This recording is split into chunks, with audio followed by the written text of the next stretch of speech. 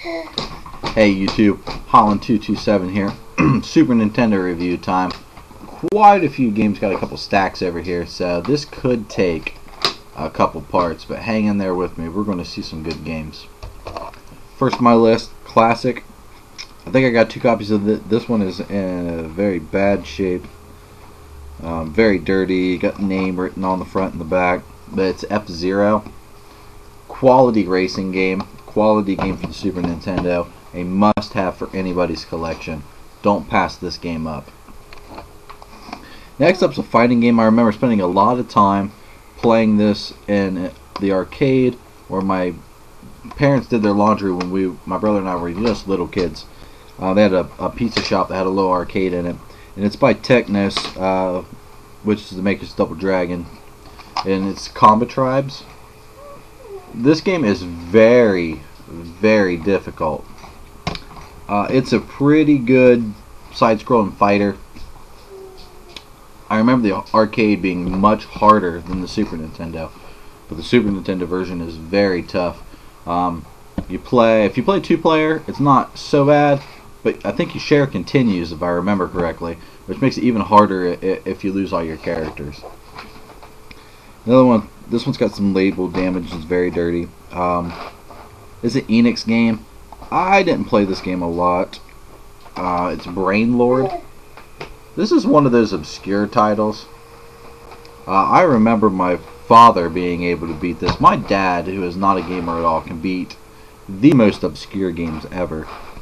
Games that I could never beat, but not a problem for him. He could guide through them like they were nothing. I'm going to have to play it some more. Being an Enix game, I'm sure it's good. I just haven't had time to check it out. I'm sure I will. This one has a little bit of damage to the top of the label, but it's not bad.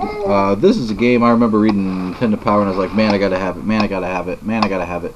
And I got it. And it's Ken Griffey Jr. presents Major League Baseball. This is an awesome game. I really enjoy this game. This is kind of a setup to a lot of baseball games. I mean, I played Bases Loaded and All-Star Baseball and Baseball Stars for the Nintendo, which was good. But I really liked Ken Griffey Jr. It had the real players in it. Of course, it didn't have their names, right? But you knew who it was if you followed it. And if not, you can get a roster sheet for the year and figure it out. But this is an awesome game. I felt the characters were true to life to the characters that they portrayed in real life. I recommend it as a pickup. Here's a classic game in really, really great shape. It's Paperboy 2. Paperboy 2, just like Paperboy 1, you gotta deliver papers. It's a good game. It's an old-fashioned game. Pick it up. I mean, it's not a must-have, but I recommend it. Here's a game. This one always holds a story for me. For one, it feels so much lighter than all the other games. But I remember there was a shopping in the mall I work at now. When I was a kid, there was a shop called Hills, which became a shop called Ames, and it was an apartment store, and blah blah, on and on and on. They had a small electronics department, but they'd always have a system up. And they had a Super Nintendo up, and this game was in there. My brother and I used to spend all kinds of time in there playing it when my parents did a lot of shopping, and it was Tetris Attack. I could spend hours playing the 2-player mode of Tetris Attack. My brother and I can play. It's a best of 3 when you play the multiplayer for the 2-player. And seriously, each game can go about 6 minutes, which is extremely long in a Tetris Attack game. Pick it up. Gotta have it. My next game is a fun game from the arcade. And it's fun on Nintendo, and it's by Acclaim. I'm sure everybody's played a version of this game on some system or even in the arcade. And it's NBA Jam. This is a great basketball game. You know, it's 2-on-2. You don't have all the rules. It's a rougher game. I say pick it up. You can probably find it really cheap. This one I didn't really play a lot. It's got a writing on it. Part of the label was torn, which stinks. I thought it would be as good as the first one. Unfortunately, I was wrong. It's Ken Griffey Jr.'s winning run. There was something in this game, like I believe it was the batting, I did not like. I believe this one introduced the ball locator. I'm not sure if that's true. I cannot remember. But I remember there was something distinctly about the batting I absolutely did not like, which resulted in me not liking the game. I get King Griffey Jr. presents Major League Baseball over that one. This game I'm actually doing a current run through right now. Playing it through again. I have never beat this game. This is another one of those games that my father has beaten.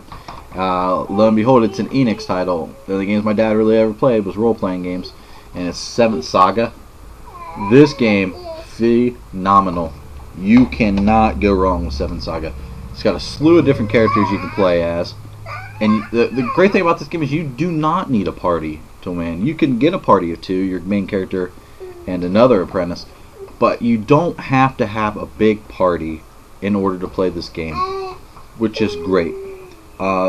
Collecting the runes is really nice. I know Final Fantasy, which, I'm a Final Fantasy fan, but if you collect the crystals in those games, the crystals don't do much for you. I mean, I know later on Espers did a lot for you, but they weren't required to win the game. You have to have the runes to advance in this game. You have to have the runes to beat the last boss. Right? You can't even get to the last boss without the runes. So it's nice that the items you had to find actually did something for the game. A shooter game, I don't know a lot about this because this isn't my kind of game, but it's Gun Force. I don't know a lot to do a review about it. My brother plays those type of games more than me, and so I can't give you any information on it. The next one, I don't even remember this game, but I have it, so it must be in the collection.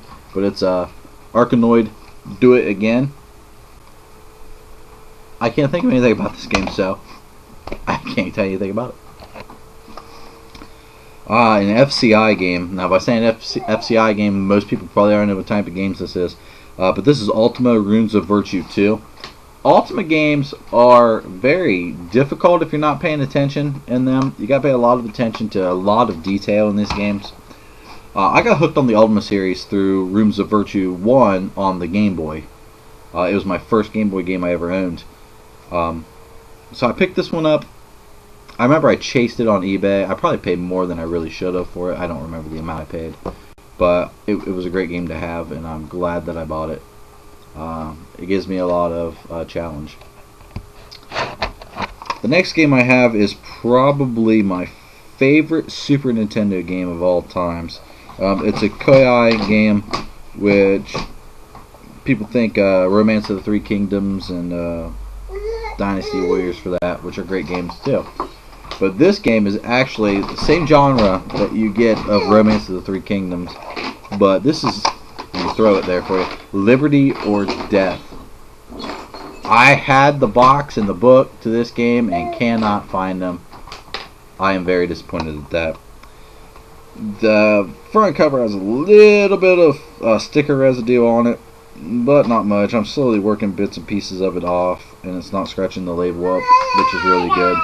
I can spend hours playing these types of games, and Liberty or Death being very historically accurate, 95% of it makes it a great game. It is very tough to play as the American side. You have to almost basically play the game without any naval structure because the British control the seas easily in this game. Pick it up. It's going to be hard to find. It's going to be expensive. But I don't think I could live my Super Nintendo system without this game. I'll pop it in and play it for a few hours just for fun, and I even save it. Oh, let's see what I got here. Next game on my list is going to be a quick one because I'm running out of time, so we'll have to go into a part 2. But it's Madden 94. You can't pass up Madden. It's got the last name Richards on the back. I know a guy with the last name Richards. I'm going to have a talk with him, see if he's writing on my stuff. It's Madden. I always remember the cool thing about the older Maddens is there's no late hit penalties. After the down's down, you can keep just crushing the guy. And if you hit him hard enough, you and your buddies start banging their heads together on defense. It always sticks on my mind. That's going to be it for part 1. I haven't even cracked through the stack in front of me. So hang tight. We'll get